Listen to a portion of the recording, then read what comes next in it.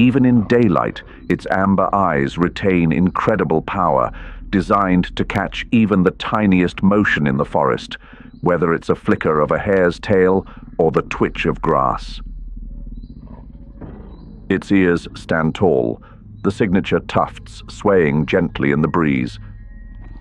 Every rustle, every bird call, every faint stir on a branch, it hears it all. A subtle shift in dry leaves halts it mid-step. In the distance, an unsuspecting grazer nibbles quietly, unaware. The lynx lowers its body, gliding through shafts of light.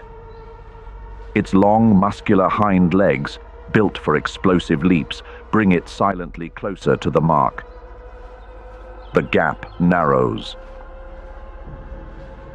The lynx bursts from the shadows like a living arrow. An explosion of speed, a decisive leap. Its body sails through a flurry of dry autumn leaves kicked up beneath its feet. In a flash, its jaws close around the prey's throat, finishing with a survival move shaped by thousands of years of evolution. Solitude makes the lynx nearly invisible. Each adult controls a vast territory. Males can range across 150 to 300 square kilometers, overlapping with the ranges of 1 to 3 females, but never with other males. They mark territory with urine, tree scratches, or deep-throated vocalizations.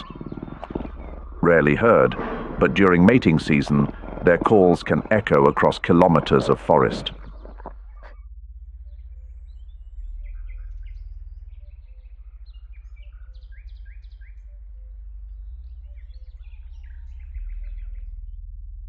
As a light mist settles over the still waters of forested lakes in the Carpathian mountains, a flock of mute swans glides in elegant formation, their necks curved in graceful S-shapes, wings gently folded at their sides.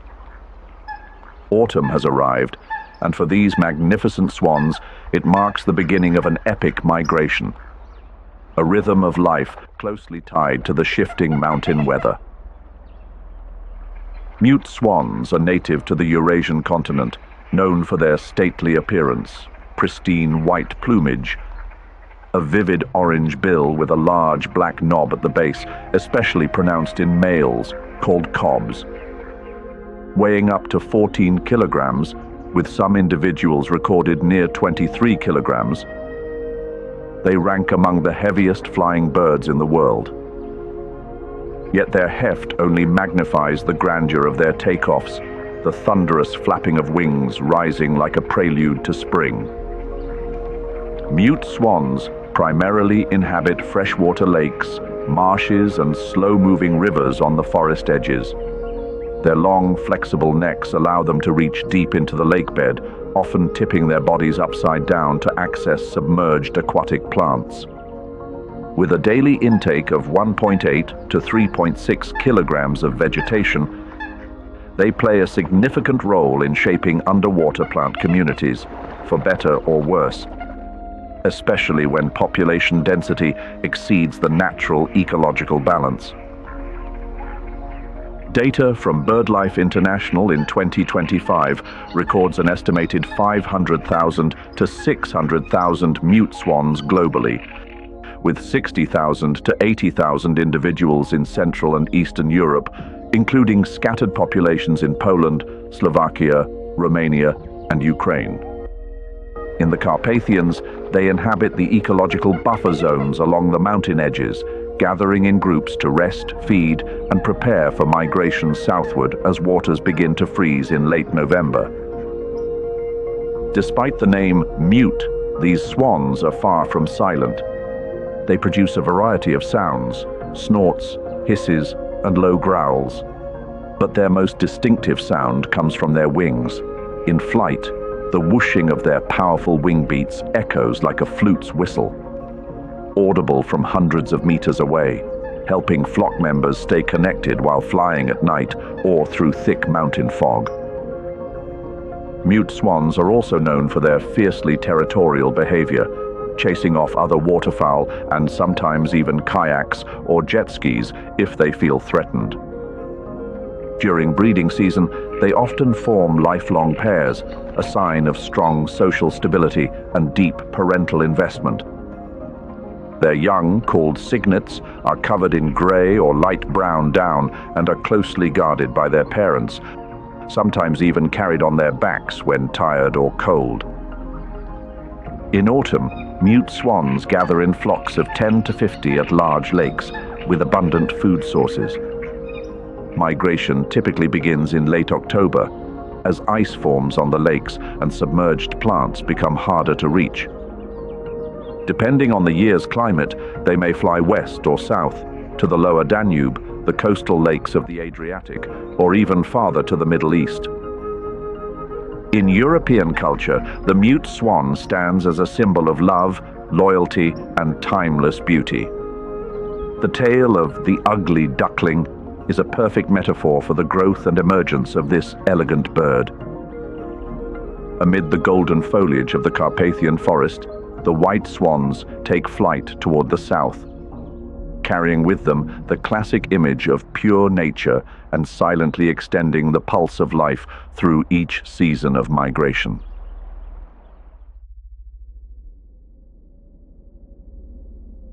Winter lays a thick blanket of snow and ice over the Carpathian montane conifer forests, with high elevation temperatures often ranging from -10 degrees Celsius to -20 degrees Celsius.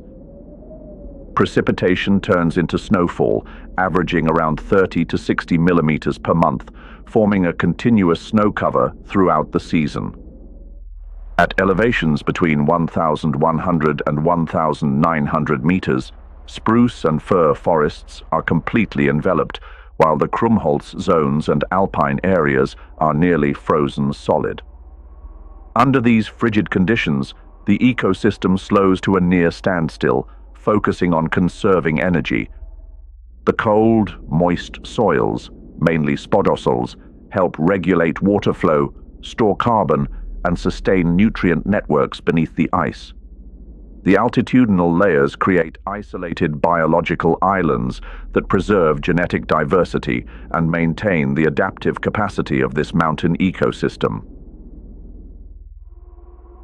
The ancient beech forests of the Carpathians, spanning Slovakia, Ukraine, and Romania, are among the last remaining primeval woodlands in Europe and have been recognized as a UNESCO World Natural Heritage Site. In winter, the ancient beech forests of the Carpathians don a thick white coat of snow, draping the towering beech trees that have stood for centuries. In this harsh cold, the forest becomes a perfect refuge for creatures that know how to stay hidden and wait.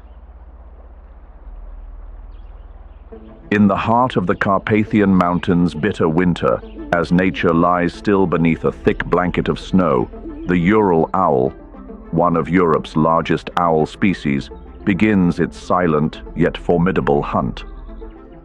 Its gray-brown plumage with dark streaks blends perfectly into the snow-covered conifer forest. Deep black eyes, set in a silver-white face, give it an air of quiet majesty and mystery. With a wingspan reaching up to 134 centimeters and weighing nearly 1.3 kilograms, the Ural owl glides almost soundlessly through the forest, thanks to specialized feather structure. Its long, wedge-shaped tail aids in agile navigation through dense woods, while heavily feathered legs and feet act like natural snow boots, keeping it warm in temperatures as low as -20 degrees Celsius. Its greatest weapon is an extraordinary sense of hearing. It can pinpoint the movement of voles beneath 30 centimeters of snow, pairing this with sharp night vision to hunt prey such as voles, mice, shrews, and squirrels. When it catches larger prey, it often caches leftovers under the snow for later use. Unlike many birds that leave the mountains in winter, the Ural owl stays, inhabiting elevations from 250 to 1,900 meters in quiet, mature forests. They form lifelong pairs and maintain stable territories for years. Breeding begins in February, right in the thick of snow season. They nest in tree cavities or old black woodpecker nests, laying 2 to 4 eggs per clutch. During incubation, the male hunts while the female guards the nest and will fiercely defend it, launching toward threats at speeds up to 40 kilometers per hour. In the ancient beech forests of the Carpathians, their haunting hoo-hoo-hoo echoes like a midnight bell, the voice of a silent forest guardian. Ecologically vital, Ural owls help regulate rodent populations, playing a role in preventing disease spread. Despite the cold and challenges, the Ural owl endures, a quiet emblem of resilience in the heart of winter.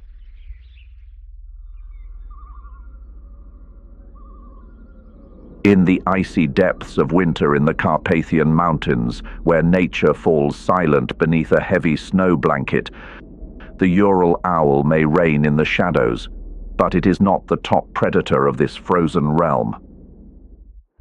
That title belongs to the Eurasian wolf. Unlike creatures that huddle and conserve energy during the cold season, the Eurasian wolf pack thrives. Winter is not a time of retreat. It is when they reach their peak in both organizational strength and survival prowess. With evolutionary roots stretching back more than 400,000 years, they have been forged into one of the most efficient predators in temperate forest ecosystems. They do not move alone. A wolf pack travels as a single unit, coordinated in every stride, every gesture, as if guided by an ancient instinctive rhythm written into their very bones. A typical Carpathian pack consists of 6 to 7 individuals, sometimes more if food is plentiful. Their social structure is remarkably tight. Only the alpha pair breeds, while the others defend territory, care for pups, and coordinate hunts. This order is maintained through body language, vocal signals, and an unshakable respect for hierarchy. Such discipline minimizes internal conflict and sustains collective strength, forming a solid foundation for survival amid harsh winters. Winter winds lash across the snow-covered steppe. A herd of European bison moves slowly through the deep snow. Hidden behind snowdrifts, a pack of Eurasian wolves creeps forward. Their thick coats, mottled gray and brown, blending almost perfectly with the landscape. Upright ears catch every sound, every breath suspended in the freezing air. The lead wolf, nearly 70 kilograms, with a deep chest and long lean legs, signals with a movement so subtle it's almost invisible. At once, the pack fans out, forming a wide arc stretching dozens of meters. A sudden burst triggers chaos in the bison herd.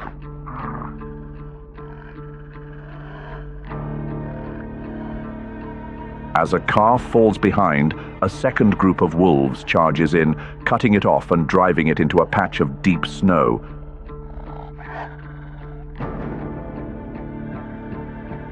The more it struggles, the deeper it sinks. In the end, sharp bites bring it down. The victory is shared in silence. It's more than just a meal. It's how the Eurasian wolf survives the ruthless winter and ensures that the ancient forest is not worn down by unchecked grazers. In the